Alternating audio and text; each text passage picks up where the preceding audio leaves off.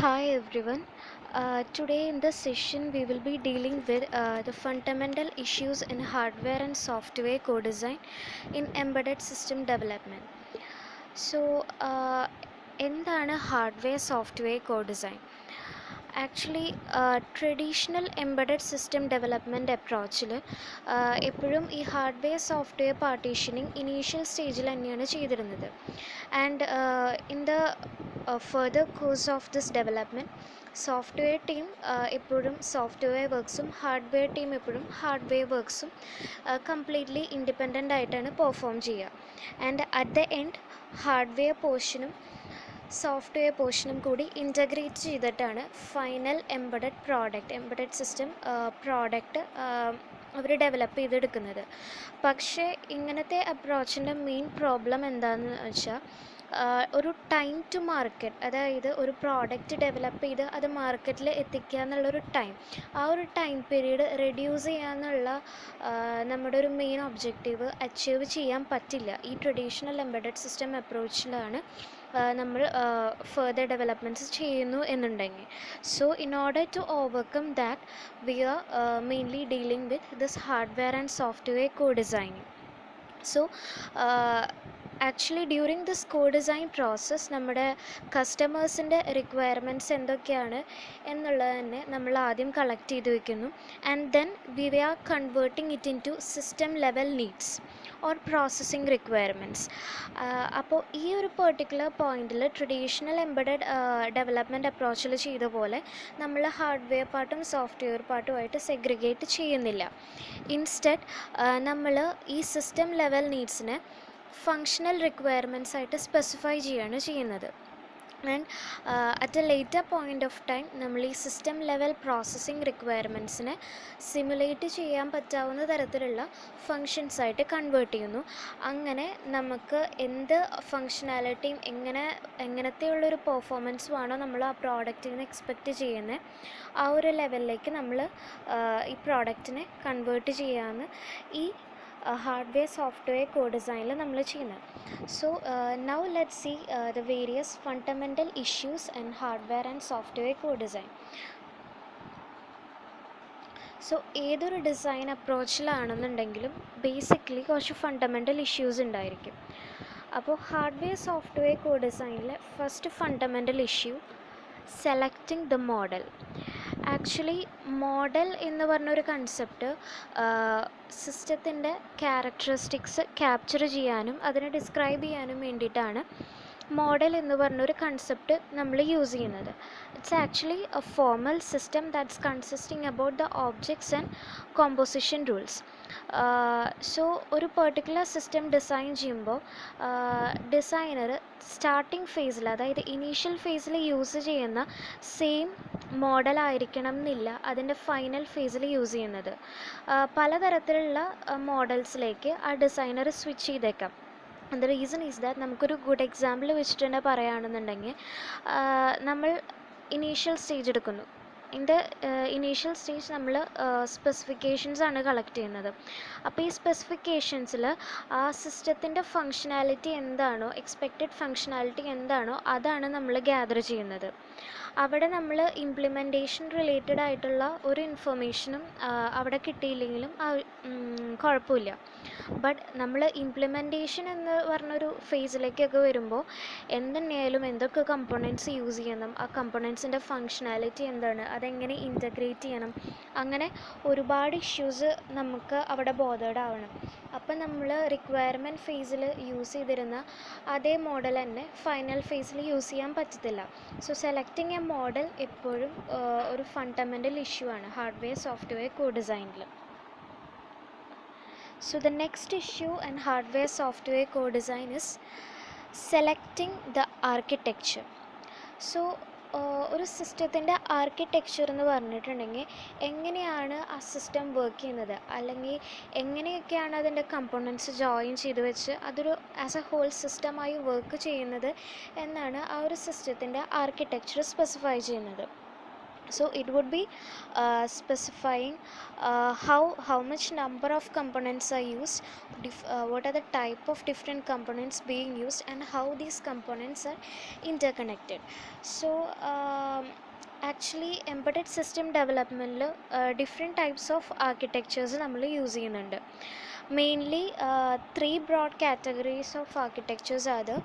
The first one is application specific architectures, then general purpose architectures, and the last one is the parallel processing architecture.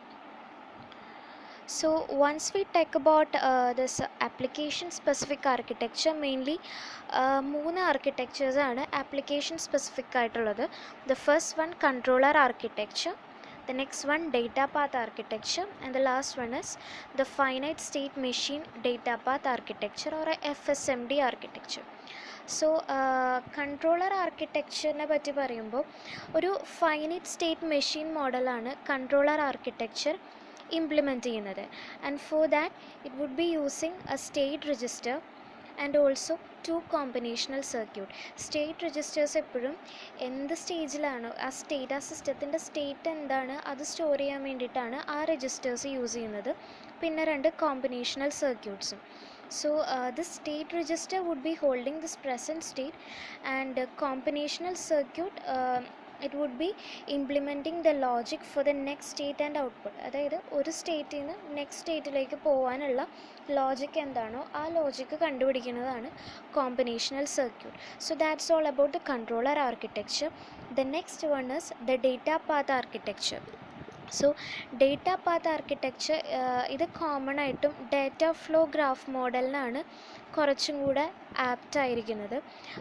So it's generated as a result of a set of predefined computations on data.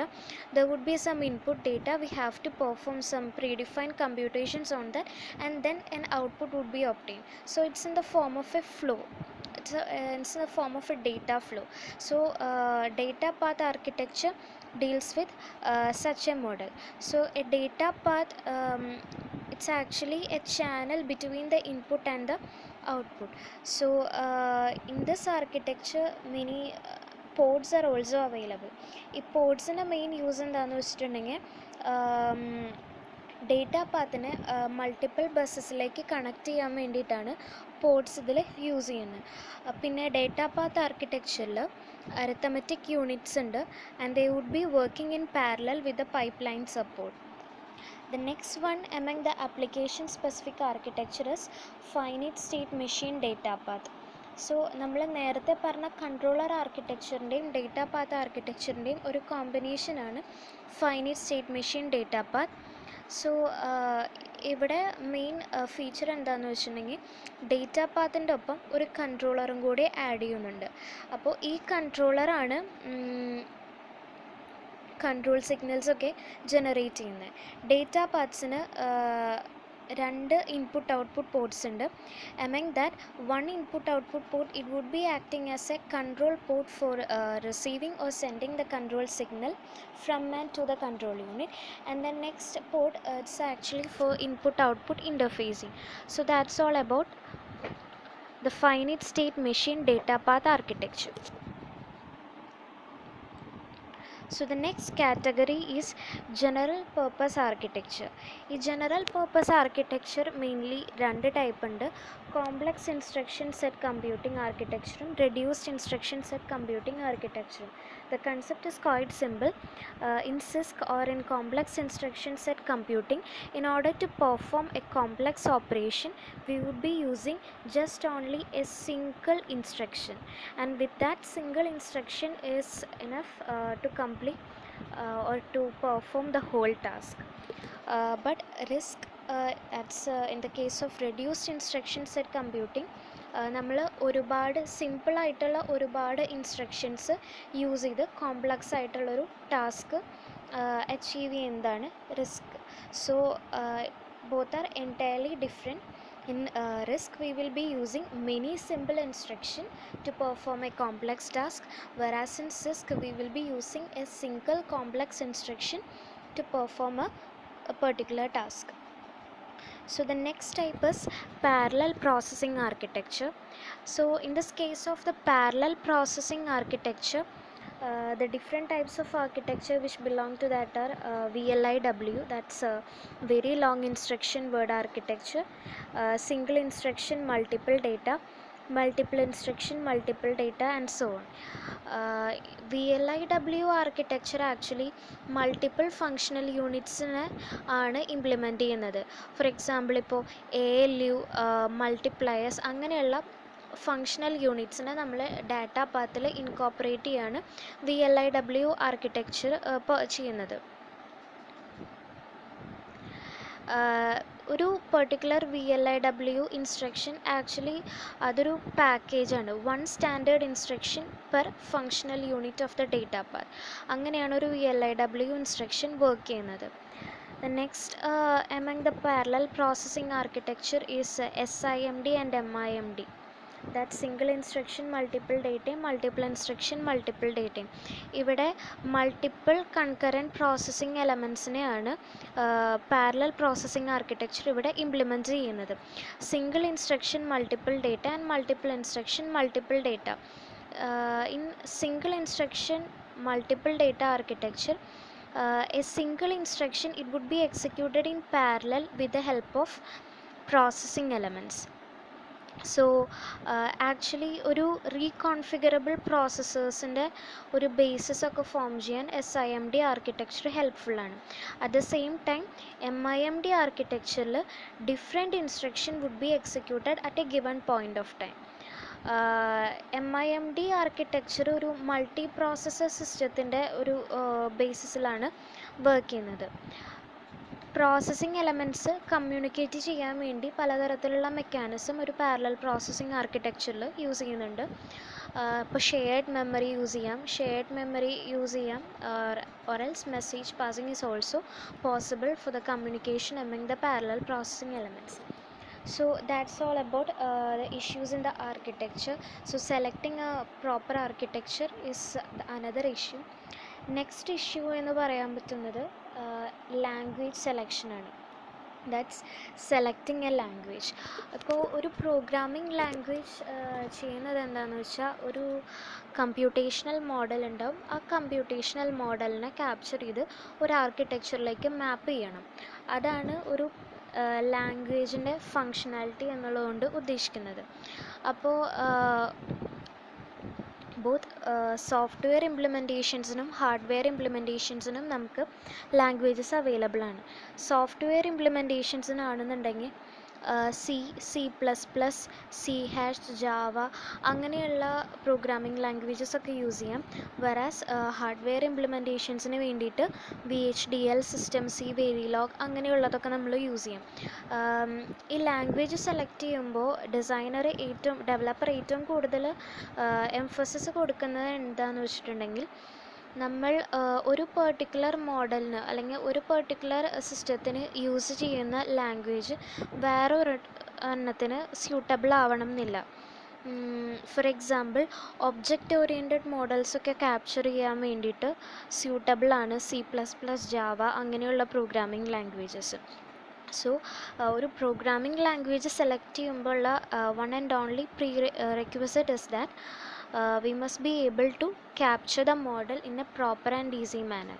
അതുപോലെ ഒരു particular model capture ചെയ്യാൻ use ചെയ്യുന്ന language വേറൊരു model use ചെയ്യാൻ വേണ്ടി, വേറൊരു language implement ചെയ്യാൻ വേണ്ടി ഫങ്ഷൻ ചെയ്യാൻ വേണ്ടിയിട്ട് നമുക്ക് യൂസ് ചെയ്യാൻ പറ്റണം എന്നില്ല. And there is no hard and fast rule regarding this. A model can be captured using multiple programming languages, and a single language can be also used for capturing a variety of models also. The next one, the final issue in this hardware software co-design, partitioning. That's we have to partition the system requirements into both hardware and software. So the only method to partition this is hardware software trade-off. That is, it's based on this trade-off we will be making the decision to partition to hardware and software. അപ്പോൾ hardware software trade ഓഫ്സിൻ്റെ ബേസിസിലാണ് hardware പാർട്ടായിട്ടും software പാർട്ടായിട്ടും ഈ system ഡെവലപ്മെൻറ്റിനെ നമുക്ക് മെയിനായിട്ട് divide ചെയ്യണം. So these are the 4 main issues in hardware software codesign. So I'm ending the session. Thank you.